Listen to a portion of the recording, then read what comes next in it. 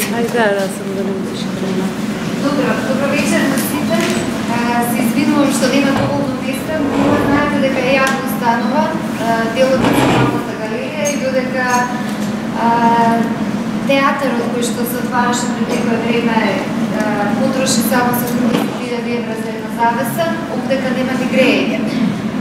Значи, Министерството за култура се дозволува Националната галерија да биде без грејење, без столици, но сепак мислам дека овој простор е сосема соодветен за еден контекст, да го наречеме современ фашистички контекст, каква што е нашата тема.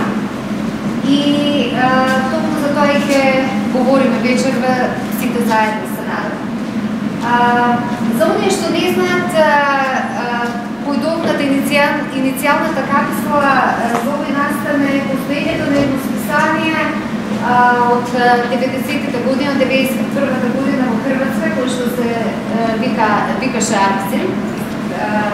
Тоа е едно списание кое што, како што ми сме искусиле овдека, списание кое што се постави наспрема сите дискриминирачки облици на говорот, на мислењето и кое што промовираше аспекти на критичкото опходување кон стварност и кон политичкото. Овдека со нас вечерва е Борис Буден, кој што е еден од основачите на тоа списание. И тој ќе проговори не само за функцијата на тој тактички медиум, па дури би рекол од оваа перспектива може би радикален медиум за тоа време во Хрватска. Интересно е што оно што тие го има во 90-те години во Хрватска, ние го имаме сега, овдека во Македонија.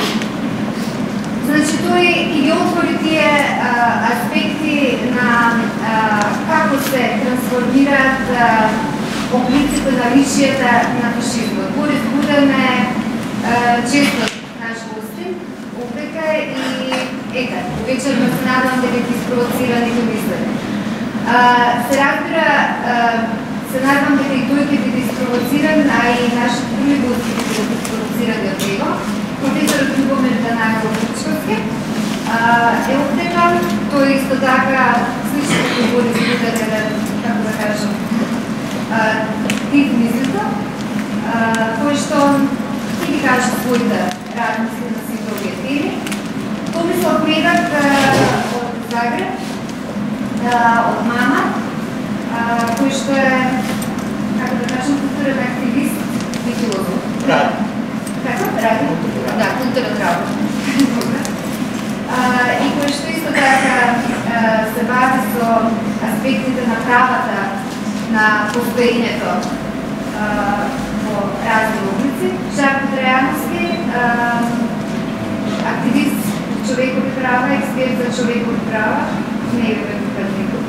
Добра. И Никола Геревски, уредник на Мардина и на Окно, издавач, публицист. Јас толку тука би завршила, би му дала збор на Борис Буден, Никола Геревски ќе биде модератор, а и Томислав Медак ќе се вклучува во целата дискусија, така што, а се разбира, вие сте исто така ќе бидете да се вклучите. Ви благодарам што дојдовте. Само се извинувам, само што нешто. Со нас се вечерва и нашите гости Желимир Жилник, пред се сакам да го поздравам, кој што утре има промоција на својата книга заедно со Борис Буден, кој што ја пишува, и гостите од Нови Сад, од Куда Орага, кој што се партнери од целата ова нашето патување. Благодарам, Искра. Благодарам, што дојдовте. Само неколку збора на технички комунирањето. Значи, ние критикуваме уводно, Борис може би биде малку попривилегиран како почетен дискутант, но не повеќе од 10-15 минути. Ние другите имаат помалку од 10 минути во вториот дел вие може да пишувате исто кратко како биде. Мислам, ја ќе се трудам да бидам демократ, но играше себе, така што може би и тоа е демократија, некако решија. То се разбира, треба биде паметно и забавно. je nastan koji je ona, svoj viden performans.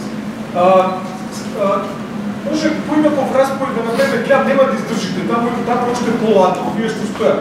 Може тук седна да човек на под, ние можем да Точно зови malo da se to zaokruži. Така što sad treba Ladno je, ako se stisnemo, bit će nam to.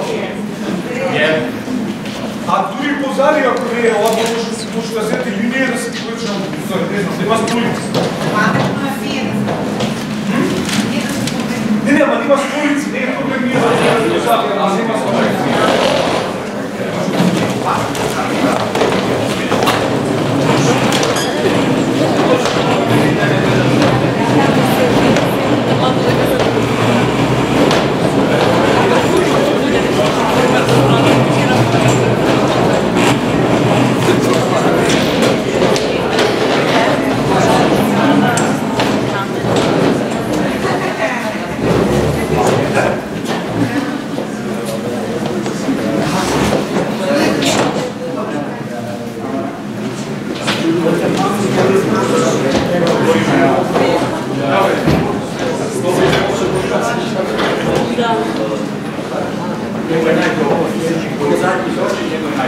Ako sjedi na podu uzmite akcent, pa iskoristite se. Zato postoji za praktično, evo šaliranje, uzmite tu jedan, dva komada, možete sjediti, onda možete i ovdje za sobom. Možete i koliko Evo ovako. da on ima svoje materijalno opravdanje, da ljudima zagrije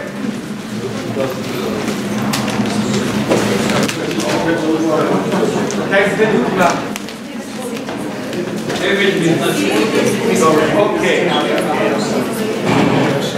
Ok, znači vidite, vemola cilja za vнимание, nekako se smestite, neko vreme mi se pridružira, žako vreme vemola, kad повторя още еднъж да вие ще дойда малко по-дъчна, въпреки спорува нашия гостин от Загреб, Борис Кунев, максимум 15 минути, ние можем да го прикриваме, хубаво сме те спорува Томи, Brčko, Žarko i Rama. Boris Kuvek. Aha, dobro, okej, ja moram sada uvesti stvar. Prvo ovako, prvo ću vam samo malo na brzinu dati nekoliko podataka kako o Arksinu, o tom projektu, tako da dobijete nekakvu sliku o tome šta je to bilo, a onda ću pokušati malo zaproblematizirati sa ovim terminima, naravno, prominentno je ovdje taj termin fašizma, pa da vidimo kako možemo o tom terminu misliti i da li je moguće s tim terminom nešto u ovoj stvarnosti započeti, što ja mislim da je veoma otvoreno pitanje, ali ajde, prvo ovako, morate se zamisliti Hrvatsku početkom 90-ih. Dakle, 90-te su ti izbori, HDZ dolazi na vlast, Franjo Tuđman, tu je bio odmah taj projekt Hrvatske samostalne države, koji je bio projekt potpuno neovisan, pazite, o nekakvoj realnoj situaciji. Bila je teza, ideološka teza je 1000 godina Hrvati hoće svoju državu, ali 1000 godina stalno ih netko u tome ometa, nekad su bili ovi, ne znam, Turci, Habsburzi, Mađari, pa onda Srbi, Jugoslaveni, komunisti i na koncu, evo ga, došla ta sloboda. Dakle, tu je već bio jedan osnovni temeljni ideološki problem u tome, imate dvije naracije. Jedna je 1000 godina, to je milenijska perspektiva, a druga je perspektiva te konkretne. Znate, Jugoslavija, Milošević, raspada se zemlja, mijenja se sistem, dolazi privatizacija, dakle, postoji Jugoslaviju društveno vlasništvo, to niko ne misli, ali te dvije stvari idu paralelno. I, kao što znate, počne rat 1991. Samo da vas podsjetim, Franjo Tuđman je nešto kasnije, krajem 90. prije nego je umro, još uvijek stigao izjaviti da nije bilo rata ne bismo dobili Hrvatsku državu.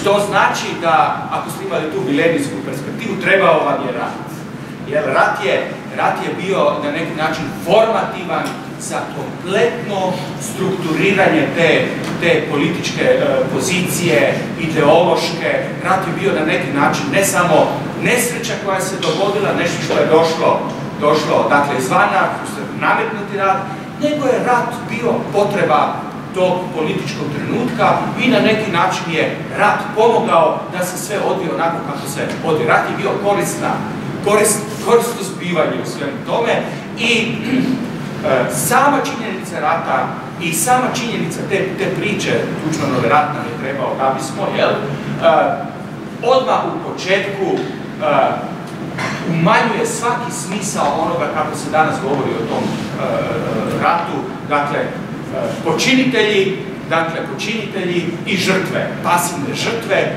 i aktivni počinitelji. Tako danas izgleda iz perspektive recimo Haškog suda ili iz te jurističke ideologije.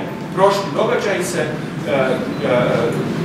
doživljavaju kroz tu jednu jedinu perspektivu, koja je, kažem, unaprijed lažna perspektiva, koja zamračuje cijelu priču. U tom trenutku je u Hrvatskoj postoji dakle jedan dio veoma mladih ljudi koji pružaju tom otpor toj politici i ratu. I shvaćaju upravo ovo što sam rekao, osjećam da nije to sad stvar samo toga da bombe padaju, nego da je stvar puno kompliciranija i formira se nešto što se zove antiratni pokret. Tu treba naglasiti, to je antiratni pokret u ratu, ne u miru. Jedna je stvar biti pacifist u miru, a druga stvar je biti pacifist u ratu, u zemlji koja sebe doživljava kao napadnuta zemlja. Tako da je to bila ideološki i politički gotovo nemoguća pozicija. To je bilo mjesto na kojem nitko nije htio biti, jer je proturječilo svemu, i ideologiji i onome kako se percipirala stvarnost. Dakle, to je jedno veoma vruća pozicija koja ne postoji, koja je nemoguća, koja izgleda na neki način isprazna. Što se pokazalo dobrim? Ako ste, tu ima jedan tekst o tome stupiti u mjesto koje ne postoje, dakle možete ga samo performativno proizvesti. Kad kažu s koje pozicije ti govoriš, ne govorim ni s kakve pozicije, ali moj govor uspostavlja tu poziciju koje inače bez tog govora nema. Dakle, Argzin jest pozicija koja nije artikulacija sa jedne određene pozicije, nego je Argzin stvorio jednu poziciju. Poziciju u kulturnom, u estetskom smislu, u kritičko-ideološkom smislu i u političkom smislu. Koje ima tu priču? Dakle, počelo je sa aktivistima hrvatske antiratne kampanje koji su u to vrijeme rata počeli raditi veoma konkretne stvari. Nije bilo komunikacije, znate kako je došao front se uspostavio, pa jedan dio familije, bilo hrvatske, bilo srpske, bio s jedne strane, drugi s druge, sve veze su prekinute, onda su ti aktivisti, i puno je bilo stranaca koji su došli iz veoma mladih ljudi, tinejdžera koji su došli i uključili se u taj aktivistički pokret, onda su oni, znate, nosili poruke, šećer, brašno i tako dalje preko tih granica koje su bile inače nepropusne za sve ostalo. Dakle, tu se je činio jedan veoma konkretni socijalni rad to je bila baza. To je bila ta aktivistička baza. Podrška je dolazila financijska sa raznih strana. Jedni su bili, recimo, njemački zeleni, pa onda pacifisti i tako dalje. Negdje 1992. Došlo je nešto više novaca sa idejom da se pokrene nekakvi medijski projekt, da se toj inicijativi antiratnoj daje nekakvi javni medijski, da se ona artikulira javno medijski i počelo je veoma skromno sa fanzinom koji je onda prerastao u 1993. u bajviki, dakle dvotjedni, evo kao što ga vidi ovako je izgledao, na takozvani nacionalni format, kako se to nekada govorilo, dvotjednik antiratne kampanje. Redakcija, odnosno ljudi koji su to proizvodili, sastojala se, da tako kažemo, od 4 grupacije. Potpuno atipično. Dakle, jedna su bili aktivisti koji su imali jedan dio novina koji su oni sami radili, proizvodili. Drugi dio su bili takozvani profesionalni novinari, a tko su profesionalni novinari? To su ljudi koji su iz različitih razloga izbacivani iz postojećih redakcija. Jedni su bili Srbi, drugi su bili antiratni, treći su bili, ne znam, ljevičari, četvrti su bili narkomani. Da tako kažemo, to je ta stvar, jedna grupacija, ali su znali raditi novine i radili su u prijašnjim, dakle, profesionalnim medijima. Treća grupacija su bili teoretičari. Kada biste tu listali, onda kad vidite te novine, vidjet ćete nešto fantastično. Moja kolumna je na drugoj i na trećoj strani, to su, dakle, za profesionalne novine nemoguće. Ko će vam dati dakle, drugu i treću stranu na ovom nacionalnom formatu da se iživljavate i teorijski, da pišete o Kantu, o ovome, normalno, svaki profesionalni novinar bi rekao, ti si idiot, to ne može dok sam ja tu. Svaki, dakle, rekao bi ti, ajde, najviše, ne znam, 3000 znakova, to su kolumne, brzo, jasno, da svi razumiju. Dakle, jedna od odlika tih novina je bila ne. Idemo i sa kompliciranim teorijskim stvarima, sa velikim esejima koji su pasali više u ono što se zove periodika, kulturna, znanstvena. Dakle, to je bila ta treća grupacija. Aktivisti, profesionalni novinari, teoretičari i četvrta grupacija su bili dizajneri, grafički dizajneri. To vi vidite kako je to izgledalo. Ono što je udruživalo te grupacije, što je zanimljivo, je moment slobode. Svima se daje sloboda. Nema da sad profesionalni novinar kaže aktivistu, gle, ovo se ne piše, to su greške, tvoja rečenica ne valja, skrati ovo, ono, pomagati, da, savjetovati, da, ali ne docirati. Jer je pravo aktivista bilo da se slobodno artikulira i obrnuto. Da sad profesionalni novinar kaže kad mu je grafički dizajner mu je 10 do 15 fontova u jedan tekst nabio, to je sve, kao što vidite, ukrasio na ovaj način, da sad profesionalni novinar dođe i kaže pa gdje si ti to vidio, pa cijela novina se treba raditi sa 3 fonta i tako dalje. Zaboravio sam i sad fotografe koji su spadali u tu priču, u tu dizajnersku priču. Mi smo isto radili u tradiciji te takozvane bivše jugoslavenske omladinske štampe, Poleta, studentskog lista, koja je već tada, početkom 80-ih, odvojila fotografiju od teksta. Dakle, to je bila ta jedna od najvažnijih postignuća, dakle, ono što se zove legacy, te štampe. Ja isto, kad su dolazili ti veoma mladi novinari, još sa akademije, onda su pravili prva iskustva po profesionalnim novinama, onda znate, uvijek im kažu, pa sad, eto, slikaj ovo, pa slikaj ono, tako da ilustrira tekst, a onda ćemo mi ne samo da ti ilustriraš tekst, nego ćemo onda pod fotografiju napisati šta je na fotografiji, jel? Onda sam ja, sjećam se da sam imao problema s njima objašnjavati, ne, imaš pravo vizualizirati temu kako god hoćeš i vodi računa o tome da ti nećemo potpisivati pod fotografiju šta je na fotografiji. Ako vizualnost je u stanju sebe artikulirati kao poruka, jel, ako ima semantičku vrijednost, šta će onda tekst ispod fotografije? Jel? Dakle, i tu smo mi njima i dali isto mogućnost, naravno, kad su shvatili da imaju tu mogućnost, bili su oduševljeni jer mogu raditi šta hoće. Tako, još ima, Mina, dobro, za platu. Dobro, samo da podsjetim, dakle, riječ je o tome da nas je udruživala ta uzajamna sloboda i to je trajalo jedno vrijeme, dok je trajalo, bilo je zapravo veoma produktivno. Imali smo izravne veze sa, recimo, agentur Bildeca tada, veoma prominentnim kritičarima koji su se upravo pripremali konceptualno ono što se zove nadolaženje novih medija, dakle interneta i svega, to je bilo teorijski, da tako kažemo, up to date. I oni su bili s nama u redakciji, oni su i stanovali i živjeli u Zagrebu, tako da smo bili stalno u tom izravnom kontaktu i da ne govorim sad taj dizajn je isto tako bio. Sve je to bilo veoma dobro umreženo okolo, ne samo naravno u Hrvatskoj. Samo da dovršim, dakle, to je ta sloboda, da citiram Kršića, jednog od kolege, znate ono pitanje koje se postavljaju svi koji rade medije, novine, tko je naš, ono što se kaže, target audience? Onda se zamisli uvijek takozvani cilj, taj fantom, pa zamisliš, ne znam, želimo vratiti novine za uspješne 30-godišnjake koji voze golf i zarađuju, ne znam, 1000 eura i tako dalje. Ti fantomi koji se stvaraju, onda smo jednostavno odlučili, ne, radit ćemo takvu novinu koju bismo mi najradije čitali, a ne umjesto da projicirate tog fantoma, da uzmete samoga sebe ozbiljno, svoje vlastite potrebe ozbiljno i da u tom trenutku pokušate s tim artikulirati te potrebe, što ja hoću, a ne što neprestano neko drugi hoće.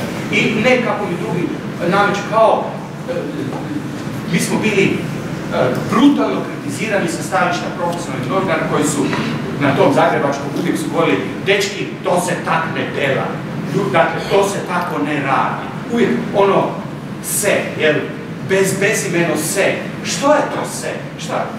Koja je to sad pozicija? Pozicija kad ste vidjeli šta su oni radili u to vrijeme, kako su izgledale novine tih profesionalnih, to su bile kriminalne danas, kad gledamo iz perspektive, zapravo bi oni trebali otići u Hag. Bilo bi puno poštenije nego ovi pistolerosi. Jer ovi jesu bili pistolerosi medija, medijski pistolerosi. Dakle, kad pogledate na što je ličio Globus i šta su ti ljudi pisali, kako su zločine radili sa dizajnom, slikama, kako su kombinirali tekstove, slike, progonili ljude, radili novine nakon kojih su ostajali leševi okolo plivali Savom. Dakle, to su sve temeljne neke istine tog konteksta u kojem nastaje Arzen. Arzen je imao, dakle, svoju... Okej. Ajde. Mislim, redno je da se ufilo ne samo tehnički prичини, ради динамика, да го кажам, и драмата, и поопшто, тоа што ја го моделирам ова, туку, мислам, може да бидат на доста продуктивни упаѓањата, бидејќи контекстите се не баш слични, но доста споредни, меѓу са македонскиот и хрватскиот во тој период. Моето списание Маркина настанува речиси истовремено со Арксин. Првиот почеток на 94-та, Жако беше еден од луѓето што беше во Маркина баш првите година-две, баш кога ги правиме првите прояви, така што интересно е тој аспект и за тоа како можеме да разговараме нели во дискусијата и други луѓе да се приклучат. Сакам да кажам дека ние исто приветувавме од Арксин текстови, уште речиси од самиот почеток и баш за ова што зборува Борис, многу необични од за тоа време и за тие стандарди. Графички дизајн доста влијаеше на нас и на нашата екипа у Маркина. Така што тоа беа баш тие некои доста продуктивни испреплетувања и влијани. Крчковски ка ни каже, веројатно еден поетаблиран, поинституционален поглед, бидејќи Крчковски тогаш, мада темава, знаете, не е воопшто не се 90-тите, Борис беше прв, бидејќи ова юбилеј на Арксин, но ние го искористивме нивниот юбилеј, нивната стварно херојска борба во тој период, бидејќи стварно беше страшно. Борис дори него ни кажа тоа во таа драматика, ама беше страшно, војната е... Ние немаме војна, па е прилично страшно. Дозволи ми. Така што не сакам да разговараме за 90-тите, но Фрчковски сигурно ка каже барем 2-3 реченици за тоа. Колку да ги споредиме во контекстите. И се извинувам за овој ужасен на джендер дисбаланс, заради тоа подоцна са дамите имаат апсолутна предност во дискусија, ама ја не го правите според. Девојки го правеа Искра и Јелена, така што нито на свој се за... Крчко буде. Хвала. Кратко само на слушајќи го, не гледам ствари колку сме ние осамени да го слушаме. Не сме офсет целосен целиот овој период. Тоа што го зборува, тоа има логика, дури мрачна перверзна има логика, Србија и Хрватска распаѓање на остварите како разум.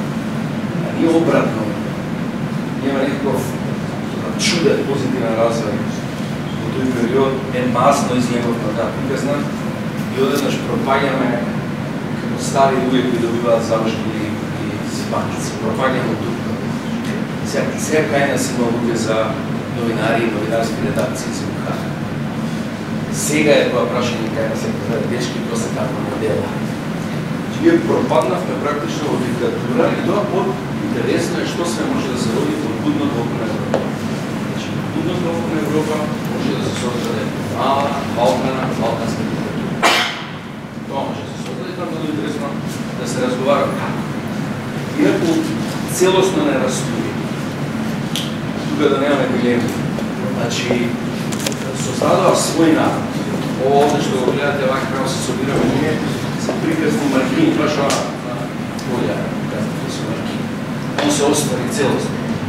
Фактично, маркина сме, све ова што можеме да разговараме, све е тоа маркина. На главната улица шетаат диносауруси. И растурија нашите независни институции, значи не постојат институции уставија на страната. Последно судството во историја, значи тоа е реална да го гледаш ти да детала. Односно нас кој е како жертви на обсесивни се со контролата на медиумите, обсесивни се. И тоа е карактеристика на овие диктатори од нов. Они се многу љубезни со европските пари. Создаваат една магла од легислатива, се прифаќа. Човече све прифаќа. Неверојатна способност имаат за продукција на закони и конституции. Тоа е една скрама која се создава како планктон, од која тие својата власт всушност ја се сигурува. Тоа е парадоксот за кој не можеме да сватам како европјаните не го разбираат. Нивните прсти, делумно со нивните пари, диктатурата се создава. Обсесивноста со медиумите ја растури нашата слобода на говор. Ние немаме каде да пишуваме. Лично сме бенигни, може би, не се премногу сериозно се и тоа практично нема може да се пишува во главниот мейнстрим. Повеќе пишуваме или зборуваме по конференции, нападот, второ, изборите, нормалната мантрата на демократија не функционира. Кај се? Тој е изборен парадокс на фашистите, односно изборен парадокс на авторитарниот популизам, е отрекнато така функционира. Они обсесивно, медиско, се припремаат секој да се избори, не живееме каква кампања, сушност изборите ги третираат само како своја потврда. Ништо друго. И затоа се исто така обсесивно врзани со злоупотреба на полицијата, на полиција, закана страна во изборните резултати. И не може да се победат човек. Забават, луѓе може да се изедначат по бројноста на гласовите, али 100.000 гласови што ги крадат на овој начин, лествата е горе, може да се прескочи. Тој систем станува во последната етапа, може би најопасен. Најопасен е во способноста да се интернизира во зомбираната млада генерација. Тука сме тотално, без сила да се спостави. Значи, прво она Зигмунд Бауман стезна, стрес, страф, празнење и потоа пунење со овие шитови историски. И стално истата матрица е права. Орбан, Ердоган, овој наш клон, истата работа.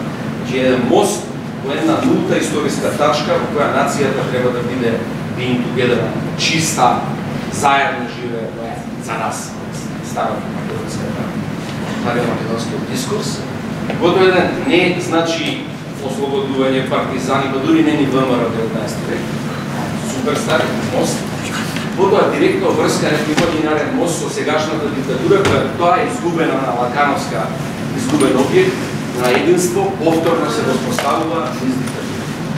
Таа врска се интернизира во празниот македонец. Потполно испразен каш, како ушма од орев македонец. И тоа е една агресивна, зомбирана популација. Погледнете го, значи да не зборуваме заедно каков е говорот на образа на социјалните мрежи. Тензијата со одноците наново е жестоко. Ни Охридски, ни Свети Охридски помажи. Судир имаме со сами себе. Под обсада. Грци под обсада, Бугарија под обсада.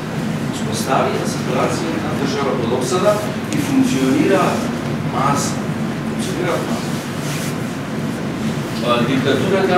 Диктатурата која се врзува за војна, Србија делумно Хрватска, разбирлива. Војна, популизмот упаѓа во таа војна. Кај нас имаме, внимавајте, друга ситуација, тоталитарен популизам во супер мирнодопски услови во постане. Многу по-летави, многу по-опасен за нас. Не се врзува за војна и промена на тој контекст. Овој се врзува за она, ние бевме води од Хрватска 2005 година, први во регионот. Најбољи човече. Најбољи. Со све, како сака критички да сооднесуваме кон себе, пак и од една дупка доле заедно со Босна. Не да спомнете. Внимавајте, тоа не е проблем, постои дисконтинуитет. Ако ги прашаш луѓето, они велат лошо, како ќе биде утре, уште полошо. Никако тоа не го поврзуваат со постојната власт. Прекин постои. Постојната власт е некоја херојска зафрканција која функционира, не брани, нешто со неа ние можеме да возиме. Воопште не го врзуваат рационално односот на пропаѓањето со владењето. Тоа е рационален дискурс, рационален играч. Ирационална врска. Тоа е жестока врска. Они имаат, имавајте, свој народ. Не е се тоа гласачи што гласаат па менјаат став, де малку неутрално. Свој народ. Таа зомбирана популација ставична. Она појаде овој шит околу јавните медиуми, целата таа продукција, ја голта не е смета, не е пречи. Ние сме проблем со самите себе, нормално, она сме проблем со сите други. А поставени сме као мала рамкица по маргините на целата наша структура. И тоа секојатно ќе може да се го направиме под будното око на европскиот монитор. Значи, Макавели, ќе цитирам последниот извештај, фантастичен, го дава на семинарски како може да го направат така. Стварно е вешна. Државата направила неколку позитивни чекори во областа на медиумите, расправајќи се законите, точка, продолжувам. И наспроти тоа државата паѓа 20 места на 4 референтни листа за слобода на говор. Како може така?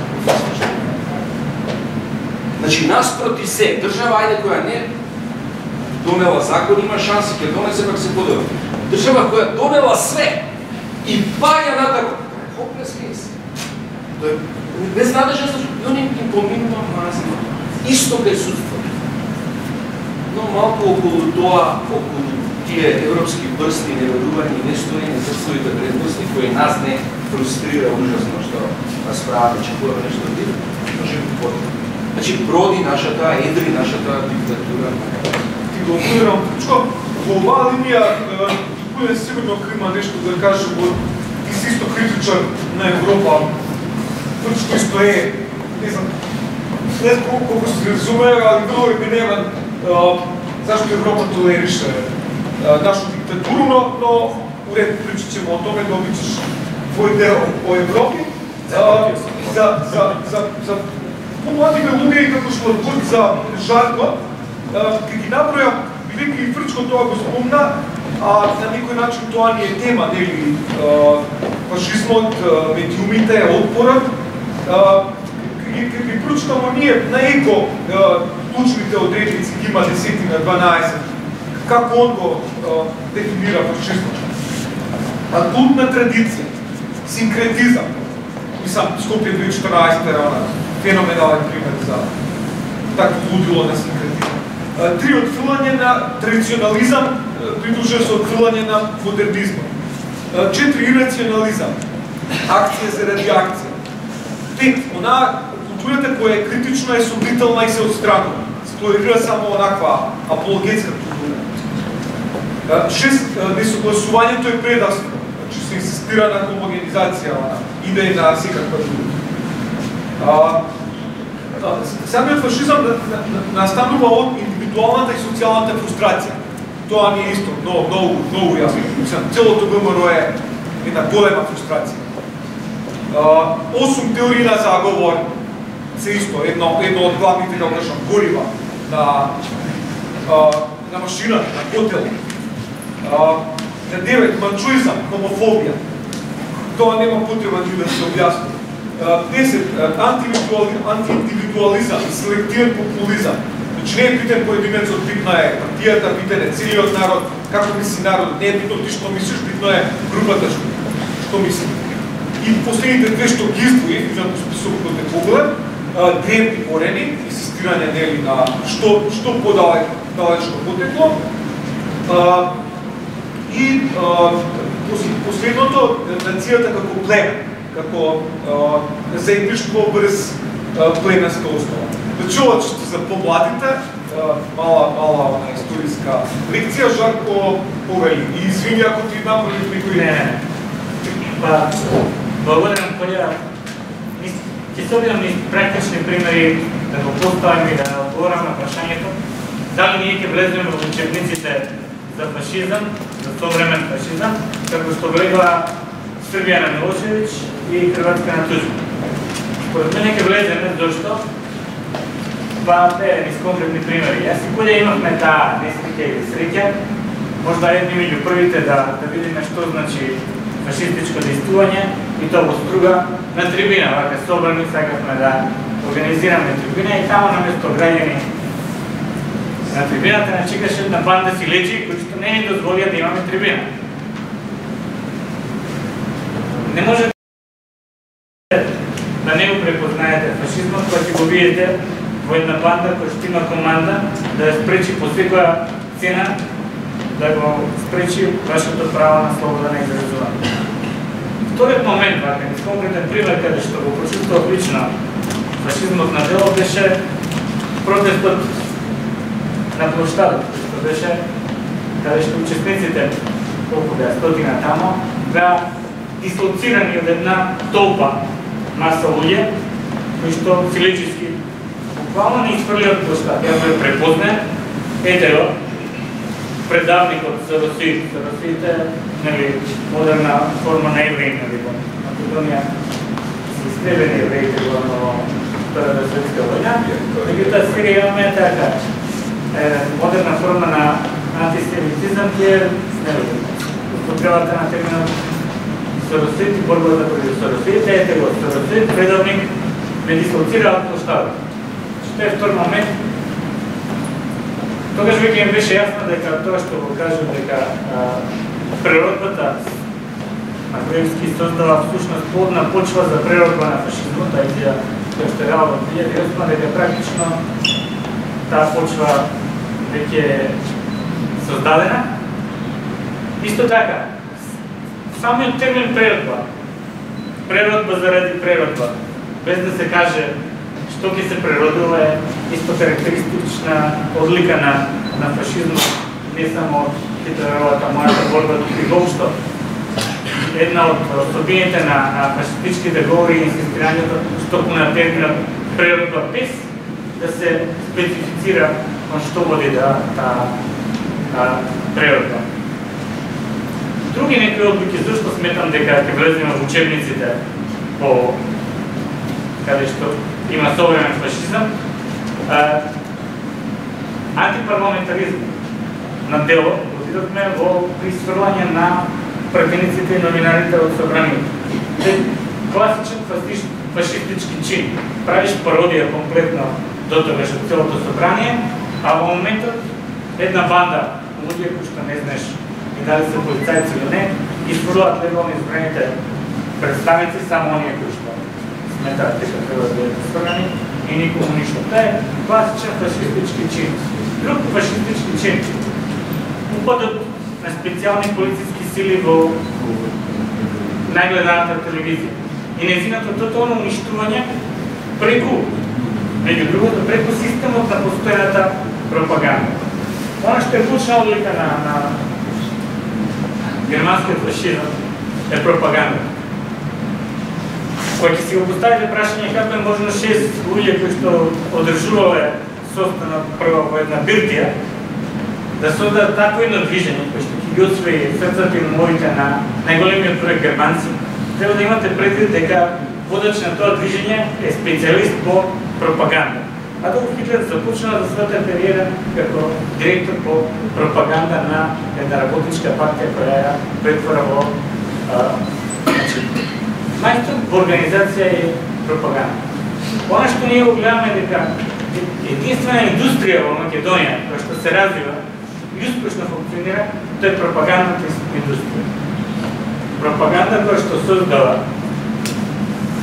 натришни и надворешни непријатели, уште една одлика на фашизмот и она што Колева исто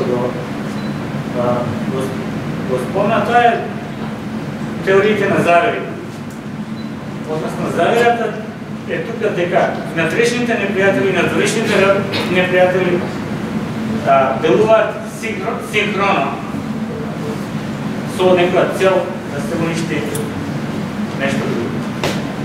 Уште една одлика на нашиот фашизам која што е блиска на другите е, што не беше спомната е појавата на расизмот.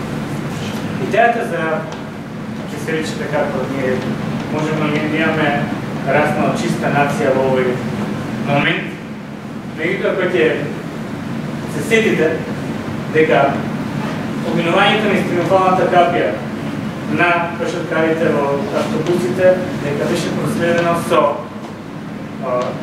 навивачки слогани "Чиста Македонија", на кои што никој не реагираше. Кој ќе видите дека со години преку државната телевизија се шири пропаганда за македониите како посебна раса и никој не.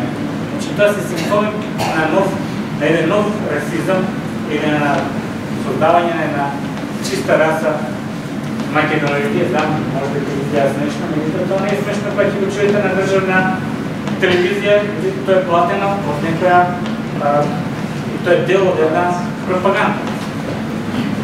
Така што тука е, да ви должам, понатака ќе се приклучам, само ќе укажам дека тоа е нешто ново, не е нешто ново што нам ми се случува туку така.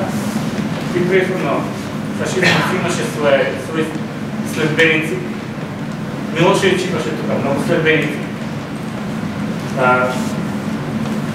Исто така едно од моите први јавни настапи беше во однос на една студентска кампања која што мото на слоганот во 90-тите години почеток беше "Македонија пред се и над се". Типичен фашистички слоган. Донесов тука да се види како имаме ние историја на фашистичката пропаганда во Македонија. Тоа е како изгледа еден напис во писанието Илустрација Илинден, тоа е на Илинденската организација од Софија, од април 1941 година, кога трупите на Хитлер и на царот Борис влегуваат во Македонија, излегува но посебен број на списанието Илустрација Илинден, кој што на својата насlovна страница има идеја, слоган "Независима Македонија". И сега тоа одеднаш слоганот колку не важи, излегува цар Борис на насlovна страница, на втората страница Адолф Хитлер и тука имате една песничка за Адолф Хитлер.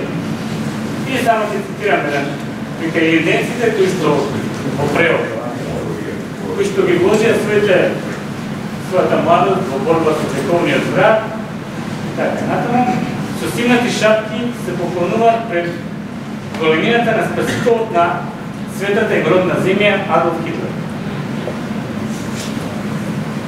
И дел од тие луѓе кои што се сметаат за носители на меморијата на Илинденската организација, заедно со нацистите воспоставуваат режим во Македонија, кој што исто така трае неколку години. Меѓутоа и другата исто така алтернатива во тоа време, таа независима Македонија на Ванчо Михајлов, исто така има соработка со конкретно со нацистите, посебно со одредите во Бегинска Македонија, кои што се борат заедно со СС одредите. Меѓутоа тоа е некоја друга приказна, тука ќе прекинам. Сакам да укажам дека ние за жал не треба да ја запознаеме допрва таа традиција фашистичка што има во Македонија, за да можеме да ја препознаваме. Без тоа не ќе можеме да ја препознаеме во нејзините современи форми. Благодарам. Жорко, ќе благодарам. Како најдоврзување на Жарко, кога ви прочитам испред една многу важна реченица или неколку реченици од неколку зборува за современите форми на фашизам, ама ова е толку програмски, толку модерно, што мислам може да се стави во она, како кажам, во статут на било која невладина организација која се бави со антифашизам. Значи, еко тоа го нарекува урфашизам, значи тој темелен фашизам. Се уште е крај нас, понекогаш и во цивилка. Би било полесно кога на светската сцена би се појавил некој и би рекол сакам одново да го отвориме Аушвиц, сакаме црнокоштујашите одново да маршираат и така натаму по нашите площади. Но животот не е толку едноставен. Урфашизмот може да се врати под најневини маски. Наша должност е да го разобличуваме и да го вперуваме прстот во секое од неговите нови отворења. Секој ден, во секој дел од светот. Така што апсолутно се согласувам со Жарко дека и беше важно неговото кажување дека постојат јасни, чисти линии на континуитет, дури на иста почва, за тоа е пример и Хрватска многу добар, но еве, интересно, Жарко прочува и Македонија, ова за нас, само за бројките од нас, и не е толку познато. Како и најсакам да кажам дека на многумина им изгледа депласирано и дури она нели као контрапродуктивно во пропагандна смисла, бавењето со фашизам или она антифашизмот како примерна активност на секој нормален човек. Као немој тоа, убиваат, има Аушвиц, сето тоа, глупо е, као баш као не носи пропагандни поени. Ама ние цело време збориме, таа мала група за која зборува фршко, мене пропаганда не ме интересира. Не ме интересира дали тоа е конјунктурно или не. Така што дефинитивно одбивам да ги играм тие игри. Сличен е аргументот и за Скопје 2014. Немојте да разговараме за естетиката. Зашто да не разговараме? Цел живот читам книги за естетика и тоа. Целото моје друштво се бави со естетика. Зашто не сме да разговараме? Моето мислење е рамно на секој шапчал, на секој идиот. Тоа исто ни го кажува. Твоето естетско мислење е рамно на и дозволува еден идиот во сферата на естетиката и не само во сферата на естетиката, за жал, пред се во политиката, да биде главниот естетски и она арбитар во земјата, а сите ние другиве да викаме као она па anything goes, као он си мисли така, негово право. Се свирам че малку по-голем упад, 2 минути превише. Рамадан повели, то ми на крај да направиш круг Македонија и Хрватска. Рамадан повели. Значи, пошто имам искуство со Колја, решив да пишам па да не ме прекине, значи да се спасам од негови макази. И како да знаев дека другиот дел помалку ќе се збори, па јас на тоа се усредоточив, така да размислував денови околу медиумите и отпорот и трудејќи се да се ограничам на овдешни и скорешни прилики, значи не за 90-тите, помислив дека работата е толку јасна што може да се опише и дури и анаграма. Во Македонија има медиуми со издишани куми и отпор без отпор. Но да не остане овој анаграм така необјаснет и шифриран, ќе морам со уште неколку реченици да се потрудам да го објаснам имањето или немањето медиуми и отпор и, за жал, само немањето на врската помеѓу нив. Првата реченица ми е околу јавноста во Македонија како арена, точка, простор или спейс, како го викаме веќе, каде медиумите и отпорот делуваат и се среќаваат. Јавноста, јавното мислење во Македонија е по многу основи поделено, сиромашно, контаминирано и со се поприсутната етатизација на медиумите сега веќе и етатизирано, тоест задржавено или како се вели на македонски. Но заради ова и ред други проблеми, нашата јавност не е целовита. И тоа чинам дека е најголемата фалинка во сиот овој избир. И тоа е првенствен нејзин проблем.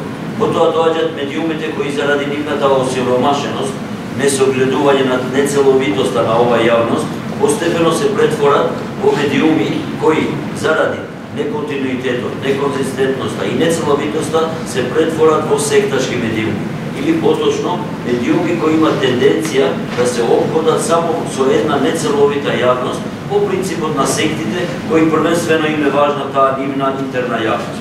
Така тие полека, но сигурно, немајќи продор, немајќи можеби и средства за иницијатива, застануваат во некои меѓи или граници кои им се наметнуваат од разните контексти, било тоа да се етнички, религиозни, културни или така натаму, или дури и од цели табуа, како што имаме некои искорешни случувања, како например, не знам, случајот на Јован Вранишовски, случајот на забранување на ред и за протести на граѓани албанци кои имаше, кои никаде не беа, значи дури ни организациите на човекови права не беа спомнати како проблематично забранување на уставно право на протест, и од толку непокривање и неформирање за нив, тие стануваат веќе, почнуваат да стануваат чисти табуа по сите дефиниции.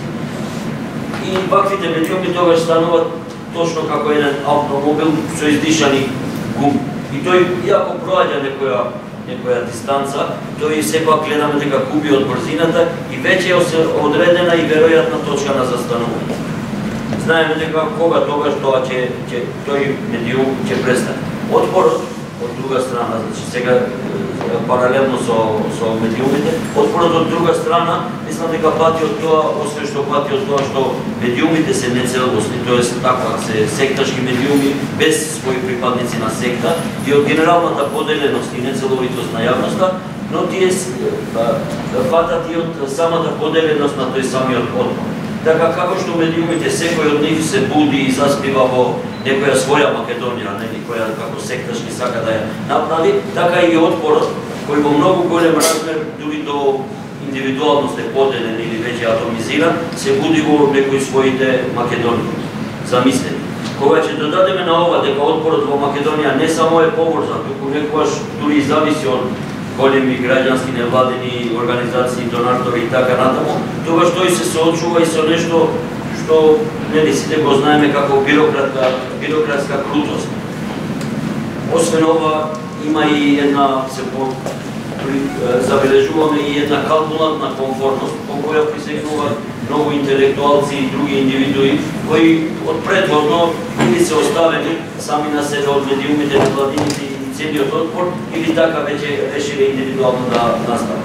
И затоа, иако имало некои обиди во Македонија, ние немавме можеби сличен арци, но не е касно да направиме еден, можеби сиромашен, нели и ова не изгледа богато, но да биде медиумот целосен, кој секако ќе помогне на отпорот со самото негово целосно архивирање на глупоста и присадната контаминација во јавноста. Дури и тоа е голема помош.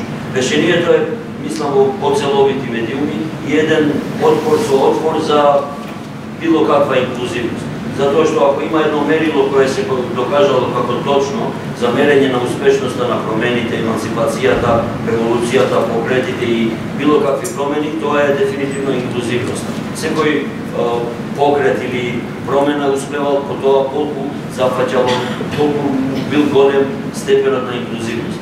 И по тоа наше решение тука мислам дека треба да има некој фокус, конзистентност, инклузивност, или да завршам кратко со стихот на Мајаковски, кој нели некогаш одамна повикуваше на окончување на таа бирократска крутост, со да направиме еден состанок кој ќе ги завршиме сите состаноци. Така и ние мислам дека треба да направиме една целовита секта која ќе ги опфати сите тие нецелосни секти во медиумите и отпор. Ви благодарам. Треба да ви благодарам и јас, и ти благодарам што беше со како кажам, Саша Томи, Томислав Медак исто многу интересен лик. Да Борис Бујан веројатно подобро го знаете, и преди тоа што е повозрасен и подолго на сцената и медиумски е некако поприсутен и во големите медиуми. Томи Медак веројатно не го знае толку добро, но една од најзначајните фигури на оваа алтернативна некоја загребска хрватска сцена, и многу ми е драго што е тука со нас. Томи не беше директно член на арци, во последниот десетина години баш дел на некои други загребски иницијативи кои сега ја имаат важноста која арци ми имаше во 90-тите години. Пред се иницијативата Право за град, која жестоко се бореше за јавните простори во Загреб, главно убеа, но Томи истовремено прави доста книги, тоа ми е исто близок, таа издавачка линија, сјаен преведувач од Милко Јазици, сјаен теоретичар, а исто така и учествува имаат свој театар. И to je mnogo интересно и многу патуваат со тоа, така што евентуално можете да го прашате во разговорот за тоа. Томи, ја желим да те питам, мама, можеш чак и да игноришеш питање, но нема везе да будем што прецизни. Што ти мислиш о овome што сме мало зачули стари и нови форме фашизма? Рецимо, и овој феномен кој е сад исто интересантен, а можда исто може да се гледа у светлу нови као форми фашизма, овој феномен директна демократија. Рецимо, овој референдум кој е био, овој што се најавljuje, а и не само ти, и ово Швајцарско, и разни други тип партии, све тоа. Дали, рецимо, таа директна демократија исто може да изроди неке нове форме фашизма? Океј, dakle, два фашизма. Може да кrenем од неке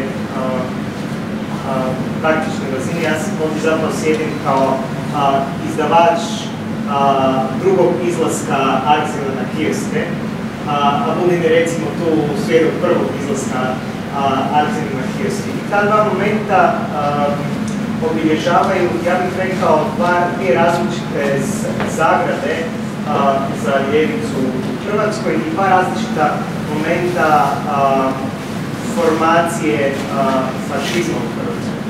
Boris već nešto objasnio o hrvatskim 90-ima, ne znam da li treba tu puno trošiti riječi, ali radilo se o periodu kada su plivali leševi rata i kada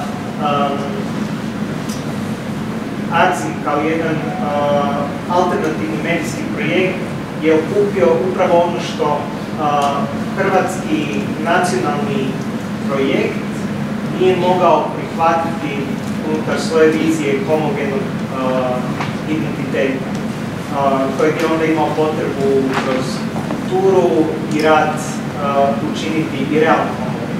Istini za volju i u tome uspio, to je vjerojatno realna katastrofa hrvatskog nacionalizma, da zapravo Srba danas ima oko 5%.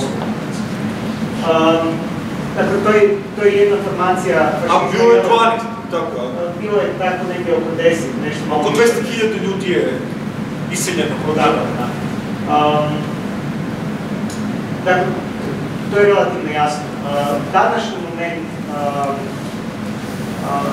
formacije fašizma je, čini se, nekoliko drugačiji. Njegov nazivnik bi bio plivaju leševi kapitalizma. S druge strane, ono što je možda slično onom trenutku i ovom trenutku je da je ljevica i dalje na istoj toj poziciji margine. Da zapravo iz te neke pozicije margine mora uloviti načina da artikulira kritiku te formacije i da ostavi ono što je bio Arksienov programatski moto, živom mogućnost alternativne organizacije društva. Sad, čini mi se da taj trenutni hrvatski moment s jedne strane karakterizira ova neki dovršeni proces demokratizacije koji je zapravo se suočio, popio svoju crvenu pilulu 1.7. ove godine kada je Hrvatska i formalno ušla u Europsku uniju i kad smo konačno došli na kraj te eskatologije, duge eskatologije tranzicije koja je još počela u Jugoslaviji, sve naše krize, aberacije, nevolje i barbarstva će završiti onog trenutka kada mi uđemo, sad različite su te projekcije bile, civilizacijsku, uljubenu zajednicu Europe ili prostor ekonomskog blagostanja ili prostor liberalne demokracije. Međutim, sad kad smo tu, ili kad smo tamo, a zapravo i dalje smo tu, jasno je da je ta fantazma zapravo jedna isprazna fantazma. Da se radi da je Europska unija jedan prostor ekonomske slobode i socijalne nejednakosti, da je institucionalno postavljen kao takav okvir i da je jako usmjeren na proceduralizam. ako je ispravno napravljeno, dobro. To je čitav ovaj problem izvještaja koje rade raporteri Europske unije, gdje zapravo igrate za dobre ocjene. Dakle, trebate na ispitni dan naučiti ispravne odgovore i sve će biti u redu, ali iza tog proceduralizma krije se zapravo jedan agnostički stav prema tome koje je stanje društva i njegove socijalne reprodukcije. I u ovom trenutku u Hrvatskoj zapravo imamo takvu jednu demokratski uređenu situaciju unutar koje ljudi zapravo gube viziju budućnosti. Zapeli smo u nekom vječnom istom stanju, non-stans kapitalizma koji se malo kreće naprijed, malo se kreće nazad, ali zapravo ne može ponuditi širokim društvenim masama viziju da se krećemo prema nečemu što će donijeti jednakost i što će donijeti napredak svima, a ne samo nekim. I utoliko Hrvatskom vlada slično postpolitičko stanje kao što vlada i u drugim prostorima Europe. I to onda rađa nekim novim oblicima fašizma. Sad konkretno kako se to vidi na ovom recentnom referendumu, mi smo imali prije nekoliko 10 dana ili 10 dana referendum kojim se u Ustav unosi odredba da je brak zajednica i muškarca i žene. I tako, to je na izgled, evo jedna pravna odredba koja pokušava zaštititi neku tradiciju. Međutim, kad se gleda ko pokreće, ko je pokrenuo taj referendum, radi se o novopečenoj umivenoj desnici koja apsolutno vlada diskursom demokratizacije, liberalizma. To su ljudi koji su radili u NGO-ima, koji su radili u medijima i zapravo temeljna priča je tu, vi dokidate narod za njegovo pravo na samo izražaj. Oni su dosta dobro umreženi, jer tako, baš smo s Borisom pričali, imaju ljudi iz Amerike, iz Mađarske, zašto je kod nas? Mislim, ta desnica. Pa, sad desnica u Hrvatskoj je postala relativno heterogeni fenomen i to sam htio reći. Poanta čitavog tog referenduma je da ona instrumentalizira mržnju prema gejevima i sad imamo i referendum koji se pokreće protiv uvođenja ćirilice. Dakle, i mržnju prema Srbima, ne bi li se ta novopečena desnica negdje lansirala u političkom polju. A onda tu moraju sudjelovati i crkva i HDZ, svi se oni trenutno bore negdje za svoje pozicije. A ono što je to negdje kad zadrimo dublje omogućilo, to je da proteklih 20 godina dominantnu ideologiju smo prepustili da reproduciraju tradicionalne institucije kao što je crkva, kao što je Matica Hrvatska, Hrvatska akademija znanosti i umjetnosti, evo Boris i ja smo nam se razgovarali o tome. I budući da nema društvene vizije koja seže u budućnost, mi imamo društvenu viziju koja seže u prošlost. Nažalost, to nije samo problem, to nije samo evidentno, nije samo simptom koji se daje evidentirati u desnici, da se i na ljevici, zato što smo svedeni na ponavljanje vrijednosti narodno-oslobodilačke borbe, AFŽ-a, dakle, sporazumijevanja oko nekih samorazumljivosti oko kojih se već svi slažemo, ali pitanje je kako stvoriti prostor djelovanja, kako proizvesti nove odnosi iz kojih možemo mijenjati tu dominaciju desnice, proceduralizma i kapitalizma, klerikalizma na našem društvu je veliki problem ljevicom. Ne znam, malo konfuzno, ali nadam se da sam negdje uspio sabrati razliku između trenutka fašizma 90-ih i trenutka fašizma danas u Hrvatskoj? Hvala ti puno. Neki teoretičari govore, na primjer, da je cijela politička mapa pomerena prilično u desnu, da je ono što je nekad bio centar, danas je u stvari desnica. Tako da, znaš, baš postoje polemike na tu temu, ali si kazao vrlo važne stvari koje mislim da će da potiknu kao i ljude da se pridruže. Potrošiš mene sad za moj vkus premnogu, a osobno za to što je ladno, mi se svinujem što je ladno. Kad napravime, s ekipama kad napravime oni pravi mnogo dobro hrana, sa njima smo imali nemogu takvi nastali, tako nekova topla supa može da si skupime za ovo što birilo, ne neko sve nastan da bine, osobno za ogriješ na penastina večerva. Znači, ko vidite, sad vreme nije potrošeno, imаме sigurno уште 30 минути за ваши консултации, прашања, коментари, имаме интересни гости. Осекам дека Борис Септена е наполен за Европа да кажеме пар лоши зборови, но прво ќе ви даеме ваш заповедат. Еве, прво Искра, рековме дамите, повел Искра. Значи, писакала, имам прашање за людите за Крчевски. Борис ме интересира не толку која ќе инсистира околу Европа приказната, кој става околу Европа, но толку околу аспектите на фашизмот и таа утописка приказна во однос на времето минато,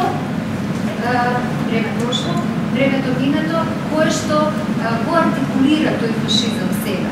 Поврзано се разбира со аспектите кои што Томи зборуваше за капитализм. Океј, ти благодарам, искам уште некој да има на оваа тема или нешто пред Борис да... Па да, тоа. Океј, Борис, поведу. Da, kako je ovo se radi o Arksimu, onda da na otvaranju izložbe u Novom Sadu prije 10-ak dana smo bio je jedan skup na kojem su sudjelovali zapravo u tom novinarskom društvu u Novom Sadu novinari vojvođanski koji su zapravo predstavljali ono što se nekada zvalo, znate, druga Srbija, ne Miloševićevska, druga Srbija, otpor i tako dalje. I mi smo onda primijetili iz Zagreba kako zapravo ne funkcionira taj dijalog. Zašto? Zato što Arksim ne predstavlja drugu Hrvatsku. Mi nismo nikad predstavljali drugu Hrvatsku, dapače, predmet naše kritike i naša pozicija je bila upravo to, upravo kritika te druge Hrvatske. Mi nismo kritizirali, šta imate kritizirati Tuđmana ili Ustaše? Šta imate govoriti? Vi jednostavno, Arksim je dokumentirao zločine, ali u čemu je big deal reći da je zločinac zao? Naravno da je zločinac zao. Imali ste njegove, nema tu, to se može samo dokumentirati, a zgražati se nad zločinima je moralistički potpuno isprazno i nema nikakvih efekata. Dakle, to je taj jedan problem. Sad dolazimo do tog ovog definiranja fašizma. Ja mislim, gledajte, relativno je lako to sve izdefinirati, šta sve sačinjava fašizam kad ga vi gledate, jel? Onda možete, to su ta, ova, ona karakteristika i slično. Ali problem je u tome što je to ne, u čemu se ti ne prepoznaješ. Naprimjer, kad sve karakteristike koje smo tu nabrojali, taj pogled koji to ne prepoznaje, odnosno prepoznaje se kao to ne, može biti i liberalni pogled, klasični liberalni pogled. I onda dolazimo sad, baš gledam, dok si ti govorio, gledam ovdje i sad vidim, ovo tu je Vesna Pusić, današnja ministarka vanjskih poslova Hrvatske. Ovo smo pisali prije 15 godina. To je kritika Vesne Pusić, koja je, evo, strvinarka ljubkog kljuna. Razumijete, to je ta liberalna druga Hrvatska sa tezom o takozvanom liberalnom nacionalizmu. Dakle, njena pozicija je bila postoji zao, nacionalizam, to je Tuđman, HDZ i tako dalje, postoji ovaj dobar, liberalni, fini, uljuđeni, kulturni, ali ono što je Tom rekao, taj isto nikada nije bio on srpski, druga Srbija i druga Hrvatska, nikada nije dovodio u pitanje osnovnu, kompletnu infrastrukturu nacionalne države koja je, dakle, sve te institucije. Znate, vi imate SAN, jel? Šta je problem sa SAN? Pa, druga Srbija misli, SANU je okej, samo tu trebaju umjesto zločestih dobri, pametni, nefašistički Srbi, pa kad liberalni Srbi, pa kad oni to popune, kad ovi poumiru, onda će biti dobro.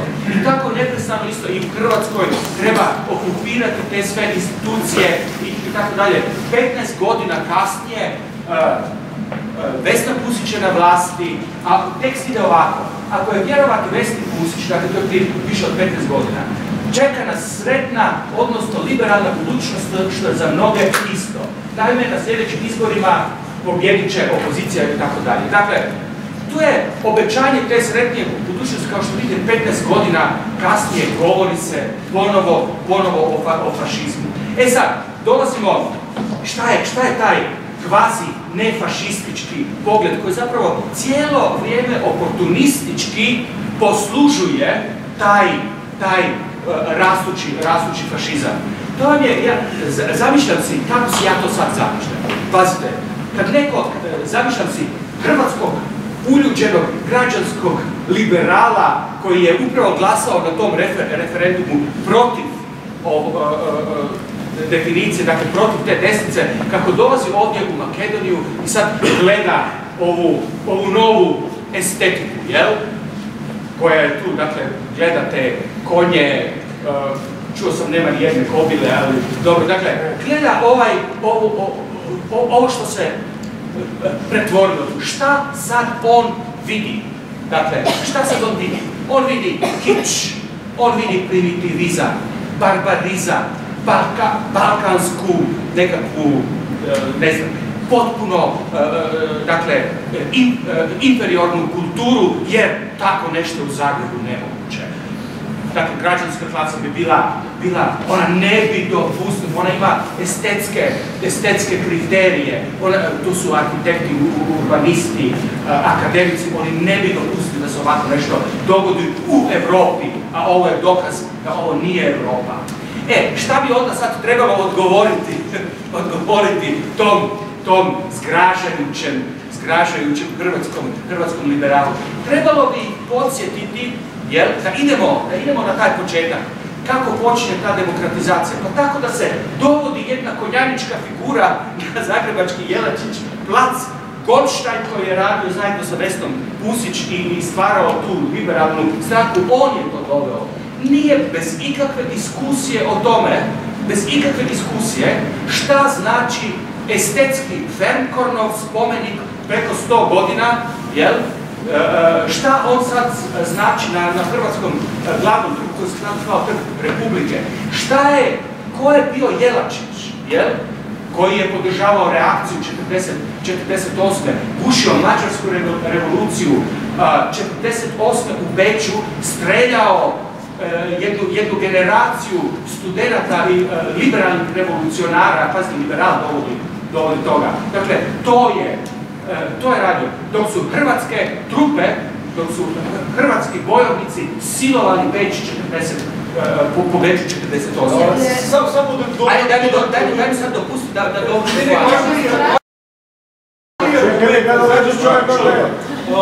Dozvolite, ima jedan mnogo pogojem argument, ne neka mu dozvolam ovaj razgovor, ima jedan mnogo pokrucijalan silo kako razgovaramo Boris. Dokument kako odgovor na ovoj malogradnja, skoro je čovjek Zagreba kojemu su ovo nesreći. Mnogo krucijalniji argument je da je Tuđmanova vlast uz podršku liberala slušila 3000 spomenika narodno-oslobodilačke borbe, od kojih su mnogi bili i redak deo. To je neuporedivo veće barbarstvo nego ovaj užas u Skopju. To sam upravo htio reći, to je ta odšutila građanska, liberalna, druga Hrvatska, odšutila je te zločine cijelo vrijeme. Pazite, to su bile najvrijednije estetske, dakle, Vojina Bakića, tek danas imate, dakle, Bakićevu retrospektivu u Hrvatskoj, njegovu plastiku, apstraktnu, koja je bila najveća u Evropi. Srušili su i prodali u staro željezo. Nitko nije od njih protestirao u to vrijeme. Svi su to progutali. Progutali su, dakle, barbarstvo kako je neviđeno. Uništavanje te takozvane hrvatske kulture, to nije bilo oportuno.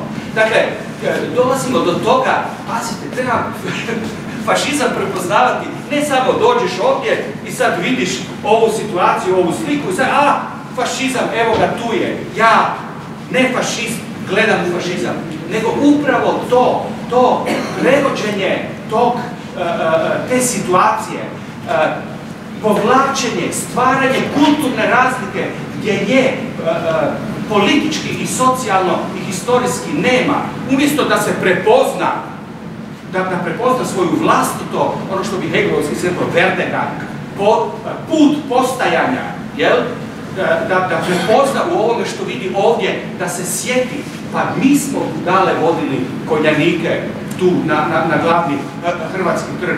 Pa mi smo šutili kada se uništavala najvrijednije estetsko u javnom prostoru što je bilo. Dakle, šta se proizvodi? Proizvodi se taj moralistički, to su ti primitivci, to su ti balkanski barbari za razliku od nas. Kao što se danas u referendumski rezultati tumače od strane upravo tih liberalnih, mi se vraćamo na Balkan, rezultat tog referenduma je, eto, nismo Evropa, šta je Evropa? Da, to jesu, 20 godina, ali pazite, šta je Evropa? Evropa je, evo, danas na BBC-u, možete to još pročitati, intervju sa Hertom Wildersom, vođom, dakle, ultra-desno konzervativne, anti-evropske, nizozemske stranke, koji u tom intervju, kaže, najavljuje povratak, dakle, nacionalnoj državi, izlazak iz Evrope, borbu protiv evropskog monstruma, povezano je sa Marine Le Pen u Francuskoj, to je, dakle, opći projekt, tu će se naći i HDZ-ovci uskoro za neko vrijeme, koji kaže sljedeće: Islam je fašistička ideologija. Ja se borim protiv fašizma. Nećemo ovdje dopustiti u Evropi islamizaciju, jer to je fašizam. Pazite, stvari su, dakle, komplicirane i tu treba, dakle, jako dobro pripaziti, to govorim iz te perspektive Argzina, priznati realnost, ajde, skupili smo se tu, šta nas povezuje. Luzeri smo u odnosu na ovu moć koja je puno sofisticiranija i koja osvaja teren, upravo, pazite, također sa Wildersovim antifašističkim stavom. To je ta opasnost pretvaranja svega u tu kulturnu razliku, umjesto da prepoznajemo kontinuitete i srodnosti kako bismo se mogli povezati u nekoj formi. Valentino izvini. Wilders je ipak isključak, a kod nas je to množinstvo. Wilders je manjina, a ovdje kod nas je većina. To što je Wilders tamo. Tolerancija je malo veća u Nizozemskoj za razliku od ovdje. Ne, ali sve više postoji većina, to je teza Budenova, pa i Wilders, sve je jače, tako da nije i tako baš manjina. Valentino, povedite i drugite. Ja bi apelirao малку да ја позабораваме, да ја одмориме Европската Унија, Европската приказна, да се концентрираме на нашите соседи. Било наистина неблагодарно да се набројат сите аспекти на тоталитаризам, на автократско владење, на фашизоидни изблици на овие простори, и тоа не сега во последните години, но за повеќе од 30 години, тргувајќи некаде од крајот на 80-тите, кога ги рушеа албанските амли и бидејќи беа повеќе од метро и повисоки, а при тоа соседните да рече пред македонски табулатетово и не смета, преку гладувањето против правото некој да се школува на свој мајчин јазик во највисок степен и многу други во последните години или деценија, каде што навистина имаме една плин. Навистина, ние ги знаеме состојбите, констатирани се, анализирани се, знаеме дека на планот на институционалната структура во Република Македонија веќе подолго време имаме крах на повеќе области. Знаеме демократските слободи, медиумските состојби се на најниско можно ниво во Европа. Мислам дека тука сме лидери, водиме. Судскиот и останатите системи ни се навистина третирани, но навистина едно прашање се наметнува, а не се обидуваме доволно сериозно да продлабочиме. Што е причината што толку лесно падна? Професорот направи. Зошто толку лесно паднавме, особено во овие последни неколку години? Дали е тоа само затоа што ни ги скратија можностите да се изразуваме, да работиме, да действуваме во различни сфери, или има нешто можеби што влече корени малку порано?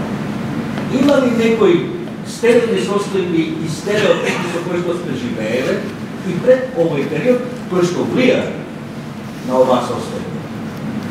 Не би сакал да давам некои повеќе по-големи примери за тоа како кај нас се третираат некои, речеме добрососедските односи на Македонија и со земјите околу.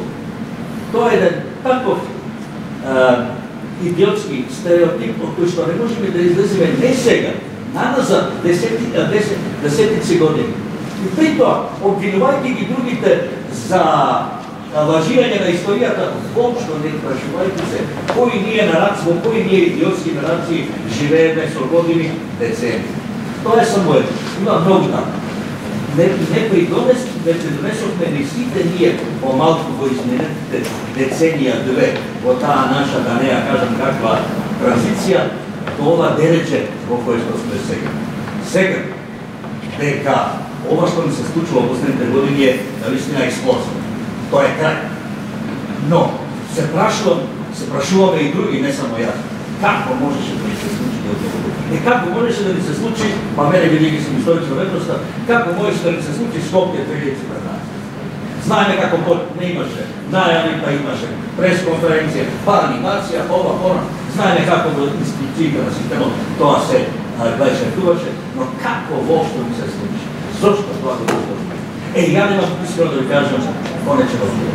Можам да зборам до утре са бајле и веројатно ќе се повторно. Немам конечен одговор, немам целосен одговор. А нека ми прости господино Будар, но еден делач на площадот негов во Шароцево е мачки кашель во споредба со онаа какофонија онде. Да, како ние да го имавме само Александар Велики, па макар и 100 метри високо дека. Само тој да беше. Тоа ќе беше. Благодарам. Да, интересни сугледувања. Поведете, уште некој. Да, може Славчо, гледам дали има девојки жени дами третирани. Дали не викаме така се правилата клучнова, дека лигата криваат дами не гледам. Имаше као паш, Шест мажи според бившата мол земја нашата страна. Ајде, Будори, да не говорим. Не, добро, ме интересира шајмо повеќе во контекст на нешто што го збореа Фучкарски. Буден пишуваше за тоа во неговата книга и помислав, ме интересира што мисла се однесува на помислав го почна, именно каде е позицијата генес на левица. Оно што ме загрижува први е претпоставката за дека знаеме за која левица зборуваме, што некако мене ми е прилично конфузно, ја не знам која е таа левица, поради тоа што има се уште тенденции да одредени групации сметаат дека имаат хегемонија над дефинирањето за тоа која е левицата и диктатурата на пролетаријатот некако повторно ја гледам наоколу од сите страни на тоа. И уште повеќе ме загрижува таа ситуација некое носталгично, некритично навраќање кон одредени формации кои што се дел од комунистичкото или социјалистичкото минато. И го велам ова не мислам на демонизирањето на комунизмот од либералната Европа која што не спасуваше, нели, преку инфантализација, туку не знам, како да не постои можност да мислиме поинаку за форми на отпор, да не постои можност да се замислуваме поинаку кои сме, како да видиме, како да постоиме. Сега, не знам, каде, например, каде би позиционирал ти некаква левица и како би разграничило тука, пошто предпоставам дека не е унифицирана нити левицата во Хрватска, а Борис и Фрчковски ме интересира што мислат колку она што ние денес го имаме сега и зашто левицата некако е во безизлезна ситуација е резултат на еден континуитет на структурен тоталитаризам кој што се репродуцира во сите политички системи кои што ги имаме. Значи не зборувам само за овој фашизам кој што го живееме националистичкиот, него во смислена идеја како структура преку која што се организира политиката во овој простор со децени по различни информации кои што постојат, таа обсесивна идеја на едното, на ние, кои сме на која е доминантната единствена форма на постоење и уредување на социјалниот живот, вклучително од фигурата на Тито, па до фигурата на Груевски или не знам кој е да било друга фигура. Славчо, ти благодарам, сите тројца, само бидете кратки, ве молам, и веќе се губи концентрација вториот дел на вечерта. Значи, Томи, Фрчко, Борис, питање на левица. Данас. Да, у Хрватskoj postoji velika svađa na ljevici koja je ljevica. To je tako jedna aktualna debata oko toga, gdje postoji potreba da se raščiste pozicije, pogotovo od strane nove ljevice koja je negdje stasala uz lektiru Marksa i klasične kritike političke ekonomije. Da negdje povuku granice naspram liberalne ljevice, tako je nazivaju, ljevice zapravo koja je negdje proizašla iz identitetskih borbi i negdje tradicije ženskog pokreta, gej pokreta i drugih identitetskih borbi još iz perioda socijalizma. Sad, meni se čini da je to sve zapravo pod jednim velikim upitnikom kad se pogledaju forme djelovanja. Ta diferencijacija pod velikim pogledaju forme djelovanja. Sigurno je važno pitanje teorijske pozicije. Međutim, pozicija djelovanja je takva da su svi skupa, da smo svi skupa zapravo svedeni na jednu marginu i da je institucionalna pozicija djelovanja ova neka civilno-društvena pozicija djelovanja koja ne daje nikakav snažniji instrument prodora u mainstream, niti transformacije drugih institucija, reprodukcije dominantne ideologije. Dakle, čini mi se da je negdje ključno pitanje kako god, dakle, kad se maknemo od pitanja koje ljevice, nego kako promijeniti situaciju fašizacije ili zatvaranja društva koje se trenutno događa u Hrvatskoj i kako zapravo proizvesti uopće mogućnost da se postavi pitanje klasnog odnosa.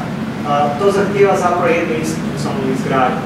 Ali ta institucionalna izgradnja ne može biti postavljena kao da imamo clean slate i gradimo teorijske građane, već zapravo gradimo od onoga što imamo. Na neki način, na isti bastardni način kao što je Arzin gradio svoju redakciju. Što god se da skupiti na isto mjesto da se nešto kritički artikulira s obzirom na mogućnost djela.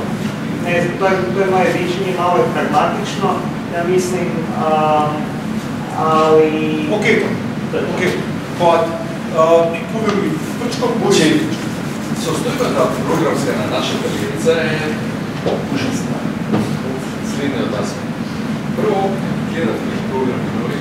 Прво имаат еден много непријатен упад во својата програма, од ова што брача Хрвати викаат десница са кринкови левица. Че имаат упад од еден нација кој ќе визам всушност на својот терен.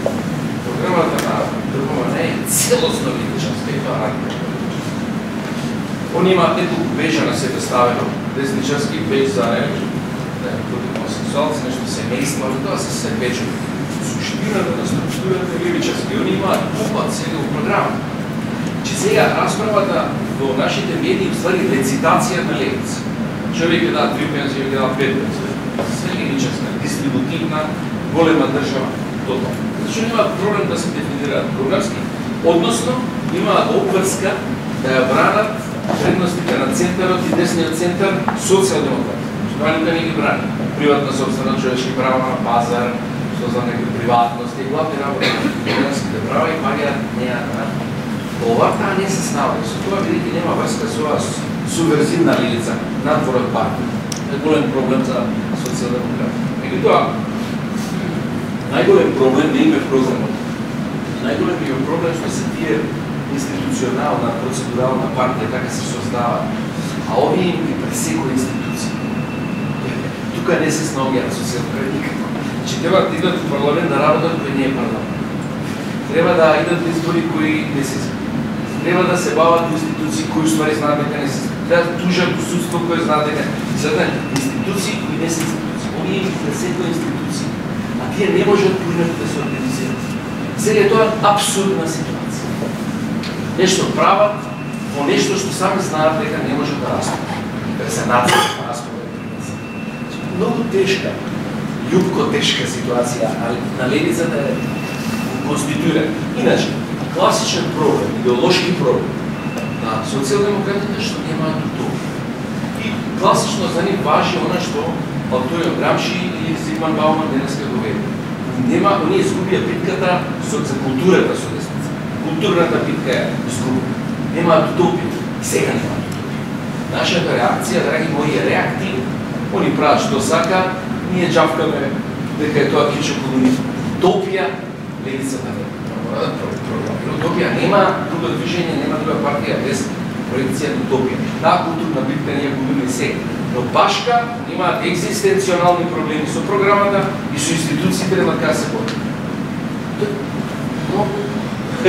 Многу грда ситуација. Добра поинта, ти благодарам, Борис. Можеш да ја завршиш, ово е малку крупно, биди кратко. Да има, сам там вика си. Добро, окей. Да отворим на ово питање о том тоталитаризму, така ја не употребljавам појам тоталитаризам за бившу Југославија и уопće не за то разdoblje. Појам тоталитаризам е идеолошки појам кој nivelira jedno historijsko iskustvo od Vladivostoka do Ljubljane i u taj pojam on nivelira i ujedinjuje i svodi na isto to iskustvo kao da je riječ bila po 70 godina suprotnosti između s jedne strane masovnog vođe, odnosno totalitarnog sistema, a s druge strane ono što bi se reklo freedom loving people, ljudi koji obožavaju slobodu, žele, a ne mogu, to im totalitarizam ne omogućuje. Boljševizam nije totalitarizam, kad se čita Hannah Arendt, da je to sasvim jasno, boljševizam stoji na poziciji klasne borbe, u klasnoj borbi nema totalitarnog sistema, postoji u boljševističkoj, sovjetskoj Rusiji pluralizam na umjetničkoj sceni, politički, ekonomski pluralizam, u mnogo čemu, ne u mnogo čemu, u onome svemu oko čega se danas vode ove borbe kao za seksualne slobode, gejevi i tako dalje, to su u Sovjetskom savezu, u boljševizmu ostvarene slobode. Dakle, Zapad 20. godina gleda, liberalni Zapad gleda s divljenjem rezultate ostvarenih sloboda u boljševičkoj Rusiji. Hannah Arendt izričito odbija dovođenje u vezu totalitarizma sa Jugoslavijom i dovođenje u vezu totalitarizma sa post-staljinističkim razdobljem. Šta je problem sa pojmom, rekao sam, totalitarizma? Kad mi to kažemo, onda mislimo da svo to razdoblje bivše Jugoslavije se zasnivalo na jednom konfliktu, na jednom proturječju, kao što sam rekao, između zlog sistema aparatčika s jedne strane i s druge strane slobodoljubivih ljudi. A ne vidimo i ne želimo vidjeti. I to je zapravo ideološka funkcija pojma totalitarizma koji nas tjera da zaboravimo da je bivša Jugoslavija bila područje klasnih borbi, da je bivša Jugoslavija bila područje borbe, odnosno konflikta između s jedne strane koncepta države blagostanja, socijalne države blagostanja i tržišta, da je bila između, dakle, priča o nepodnošljivim kontradikcijama između ideje socijalne države i međunarodnog tada internacionalnog kapitalizma. Samo da vas podsjetim da je 80. kao što se dogodilo u Grčkoj, to je bio IMF, dakle Međunarodni monetarni fond i Svjetska banka koji su uveli ono što se zove austerity measures, dakle su uveli u bivšu Jugoslaviju, dakle da su oni, ne Milka Planinc, totalitarka Milka Planinc, nego totalitarizam financijskog kapitala koji je uveo, pazite, zamrzavanje plaća. To nisu komunisti uveli zamrzavanje plaća, nego financijski kapital. Dakle, pojam totalitarizma nas tjera da zaboravimo kontinuitet podjarmljivanja, kontinuitet drame. Ako hoćete da vam sad citiram Kardelja koji početkom 60-ih kaže htjeli smo višak vrijednosti samoupravnim sistemom vratiti radničkoj klasi u tvornicama, ali je ostao zarobljen u bankama, osiguravajućim društvima i velikim trgovinskim kompanijama. Da bi Bakarić početkom 70-ih nakon Hrvatskog proljeća rekao mi komunisti smo u partiji u manjini jer su partiju preuzeli tehnokratski elementi. Napokon, to mi je priča o tome da je Slobodan Milošević bankar sa iskustvom, sa američkim iskustvom, a ne nekakav totalitarni aparačin.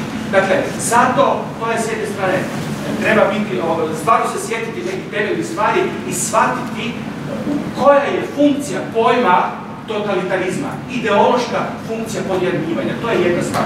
A ono što smo rekli, da li postoji sad, tu su nekakvi tamo bili partizani i tako dalje, a mi živimo u jednoj bitno drugačijoj situaciji. Spomenuli smo pojam ovih nacionalnih institucija.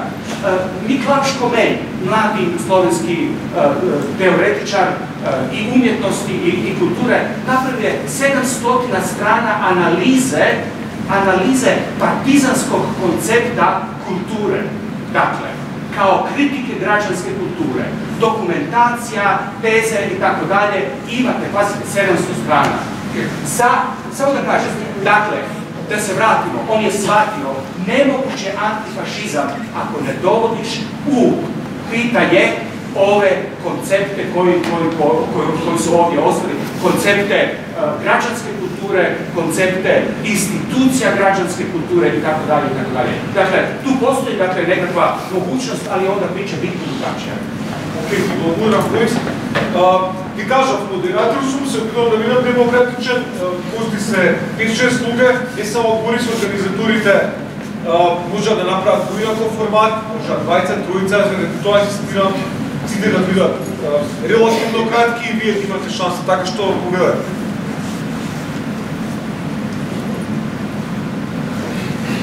Дозволите един коментар на ова Валентин, што го кажа, чисто да ги испровоцирам од дешните духови, од дешните состојби. Валентин, мене ми е чудно около Скопје 2014. Се надевам и Рамадан и Жорко ка се приклучат, ти ги спомнани или тие кенези кон албанците кои почнуваат многу порано ова сега.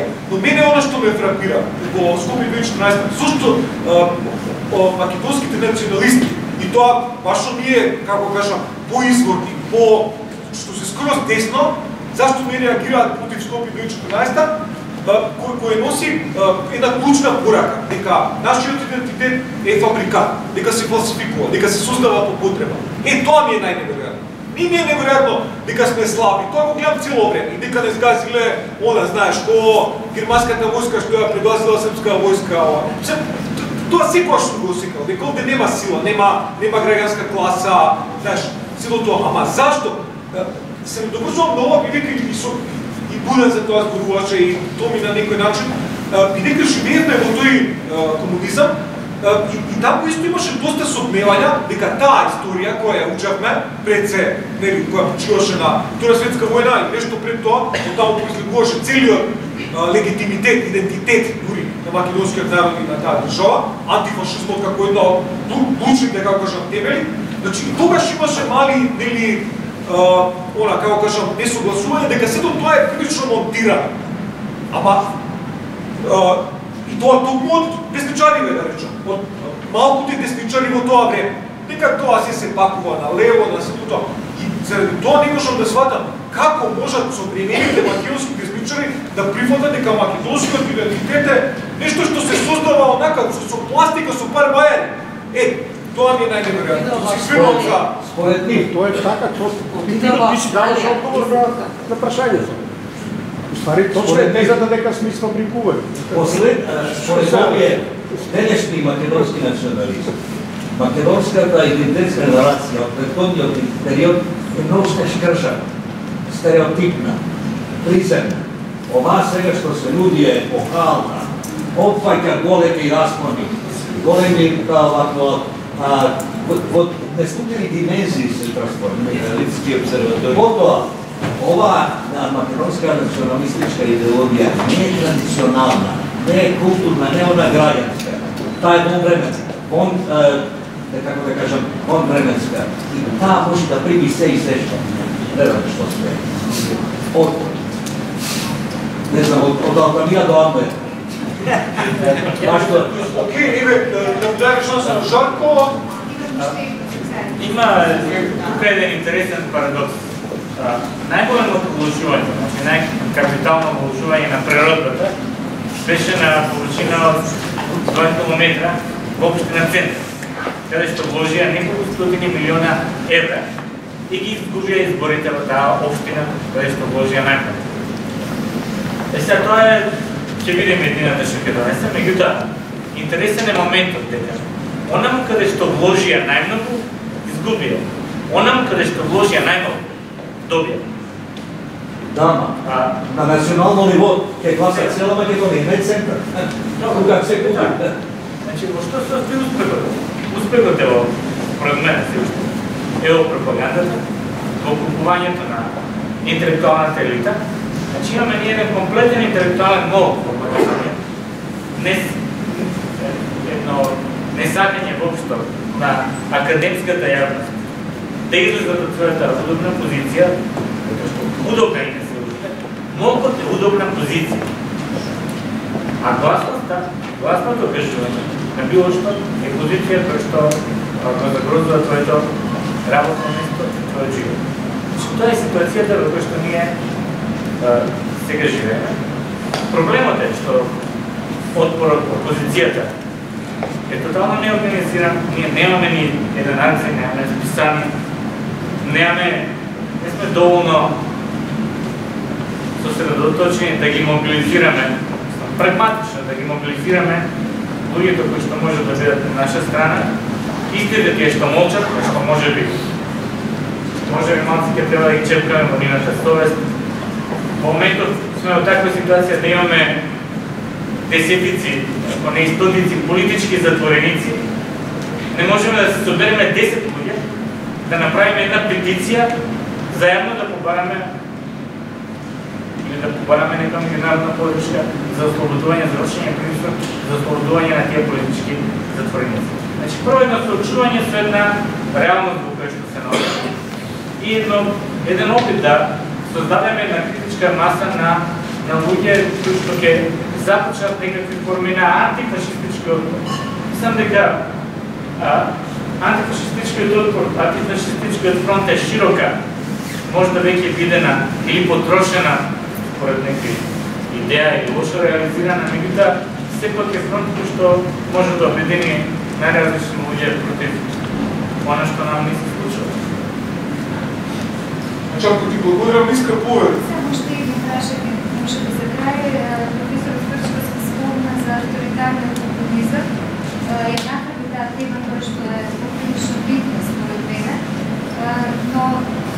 неговото аргументира тоа кои се можеби перспективите, опасностите од злото на авторитарен популизам. И што тоа значи, всушност, некој друг да соберем уште неколку пред причко кратко да му даде можност да одговори. Па може Па еве, Рамадан, ја би сакал да го слушнам само еднаш, кажам човекот, за мислам воопшто за граѓанскиот отпор и албанците као еден вид на втор, на недоминантен. На големиот антифашистички блок, луѓето на албанците. Да речеме, евентуално, како ќе оценисте. Поведи ни Рамадан. Да, ја би сакал и на Валентин да одговорам. Мислам дека она што се случи сега генерално, мислам дека проблем е за албанците и односот кон албанците генерално во Македонија. Наиме да се сетиме ние како почна целата ова приказна, некој, значи огромно мнозинство во Македонија, дозволи на некој човек некако да ги, како се вика тоа, да ги дрибла албанците политички во 2006 година. Со помош на некои албанци, на некои, како се вика тоа, НСДП, така се викаше таа партија.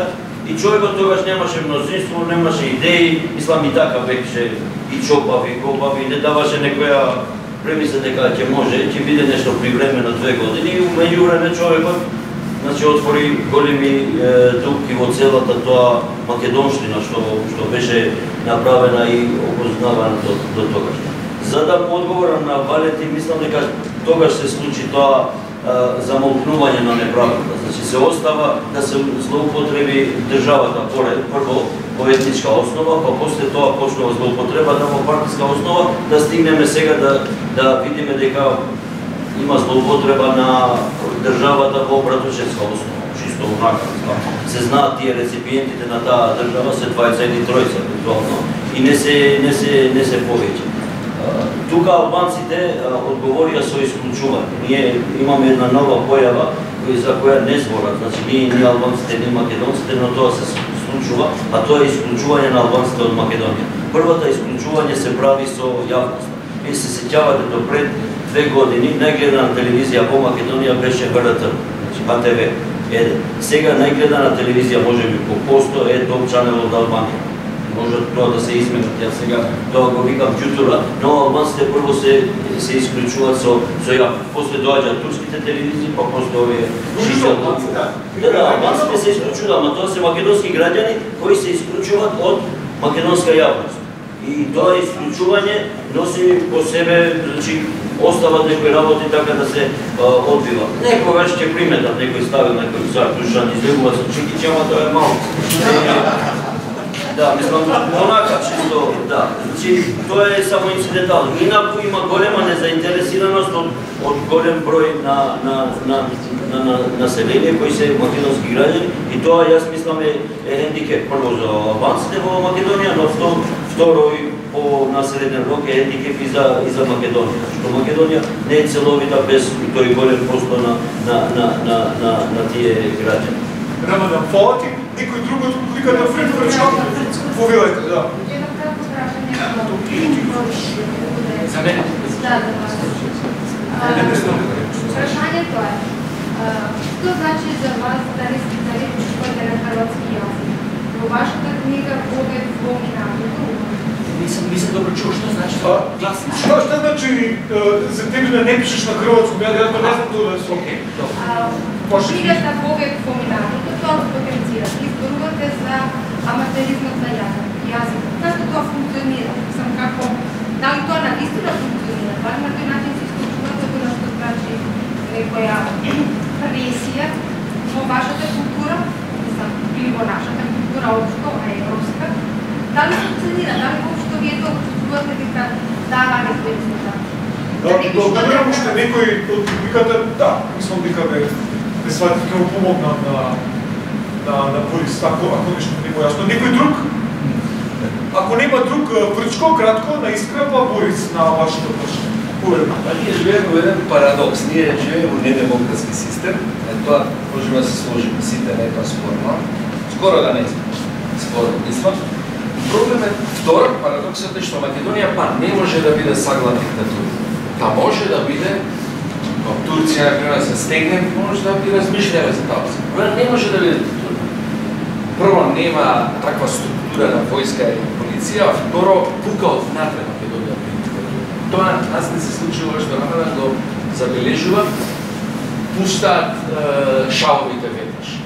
Бидејќи досега ние имавме една тајна. Значи, каков е да системот, каква е да е елитата која владе, дали е левица или десница или експертски влади, ние бевме секогаш бољи од косовија влади. Секогаш. Секогаш ги влечеме нашите елементи полу инклузивно, но секогаш бевме подобрени. Ние прв пат, после 2005, паѓаме под косовија влади. Сега они немаат ништо заедничко верување со Скопје. Они, ова што го викаат медиски се борат, не е само медиски, луѓето се работуваат нормално економски. Внатрешно државата пука и тоа мирно умирано. Таназа. Така да диктатурата е аутистички концепт данас. Таа од неодговорност на диктаторот не може да се работи. Изгуби земјата врз која влада. Не може да одржи диктатура од Македонија. Сега, колку треба ние да се самоповредиме, за да тоа може да го разбере, странците да го разбере, затоа што према Европската унија они спорачува стабилокрација. А они го разбираат тоа, стабилити и демокрација. И они го испорачуваат. Пак се влада, мирно се вреде. Ние не сте проблем трава. И тука е една безпризорен однос на странците кои не помагаат во таа смисла на клучни основи, но не е важно, сега тоа е една работа, али внатре ние не можеме да видиме сакам диктатура. Таа опција не е развиена. Не државата на Вучко, ти благодарам, Борис, кратко да одговориш на прашањето. Одговор што вам рече, великиот проблем у томе, споменали сте една култура, друга култура. Не мислим у тим категоријама. Уопće не мислим, користим да баш што кажем, пазите, за мене е, шта е сад македонска култура? Дали е Скопје 2014 или сте ви македонска култура? Или ова е дискусија македонска култура? Или ова што Фрчковски и Рамадан говори? Тоа, дакле, не мислим у тим категоријама, што се тиче тог језика, писања, само бих вас подсетил на те драматичне трансформације кои се овде збивају со одну страну ових наших малих локалних, било да су хрватске, македонски и така далje, ових наших покушаја да се то дефинира, редефинира, измисли, исконструира и така далje.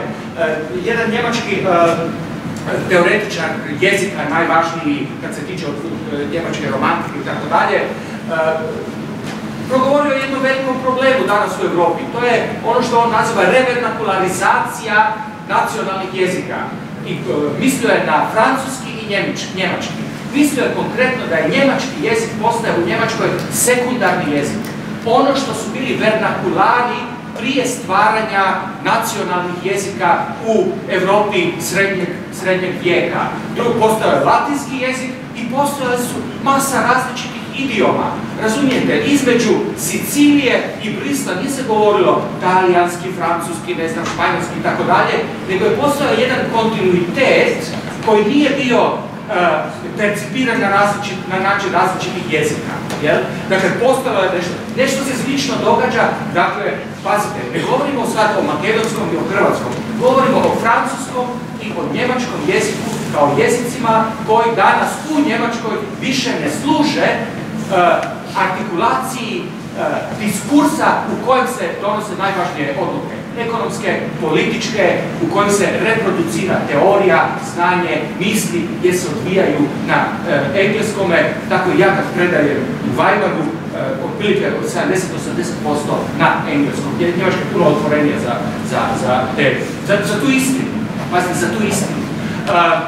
A sad dolazimo do toga, do te činjenice, ovdje se nekako razumijemo, da li zato što govorimo različitim jezicima. Sad bih spomenuo, da malo ono što se reklo na njemački, vreću zavežem, pokušam zavezati na kraju. Ti si spomenuo antifašizam, ti si spomenuo Avnoj, da vas podsjetim samo, preambula Avnoja, dakle, ta rečenica s kojom počinje Avnoj, je veoma jednostavna, ona je fantastična, ona glasi ovako. Jugoslavenski narodi se udružuju u zajednicu na osnovi zajedničke borbe protiv fašizma. Pazite, tu nema nikakve zajedničke povijesti. nikakvog zajedničkog jezika, nikakve zajedničke religije, kulture, nikakvih 1000 godina i tako dalje. Čisti akt negacije, političke negacije je to što je socijalno formativno i što briše te razlike, odnosno nemogućnosti da se razumijemo jer pripadamo kao fol različitim kulturama, govorimo različite jezike i tako dalje. Drugim riječima, to nije riječ o osnivanju Jugoslavije, pa kao tu su sad ponovo Makedonci, Srbi i Hrvati zajedno. Ne, nego je riječ o tome da je radikalna politička artikulacija, radikalne političke razlike, u ovom slučaju antifašističke razlike, socijalno formativni čin koji stvara nove socijalne forme i da ovdje, mi smo se sastali, ne znam, Tom i ja, predstavnici Hrvata, odnosno hrvatske prošlosti hrvatske kulture i vi predstavnici aktualne makedonske kulture i sad imamo ono što bi se reklo na hegemona negotiating i mi izmjenjujemo informacije i ja ovako obogaćujem vašu kulturu i tako dalje. Ne, nego je ovo tu je socijalni čin, artikulacija socijalnog čina koji može i trebao bi imati političke forme koje bi, po našem sudu, to je ta razlika od jugoslavenskog komunističkog projekta koji je mislio pomiriti koncept nacionalne države sa socijalizmom. To je ono što je propalo. Da li se to može ponoviti, ja sumnjam. Odlična poenta, mislim da je ovo dobro za kraj toga što neko način na Tomi, идеята и на Жарко, кои се формите нели на одборот, тоа е идејата и на целата вечер. Борис фино ја заврши, ја заокружи. Ви благодарам многу за вниманието, ви се извинувам за студот, има мала пијачка, сега малку се греме и Томи сака нешто технички да ви кажем пред да станем. Dakle, ostalo je ovdje još par primjeraka kataloga izložbe o Arzinu koji se desilo ranije ove godine u Zagrebu, pa ako hoćete uzeti izložba je više bila fokusirana na dizajn Arzina. Međutim, na kraju ima ovaj DVD koji je van kataloga ovdje, na kojemu su digitalizirani svi brojevi Arzina i 90. Evo, ako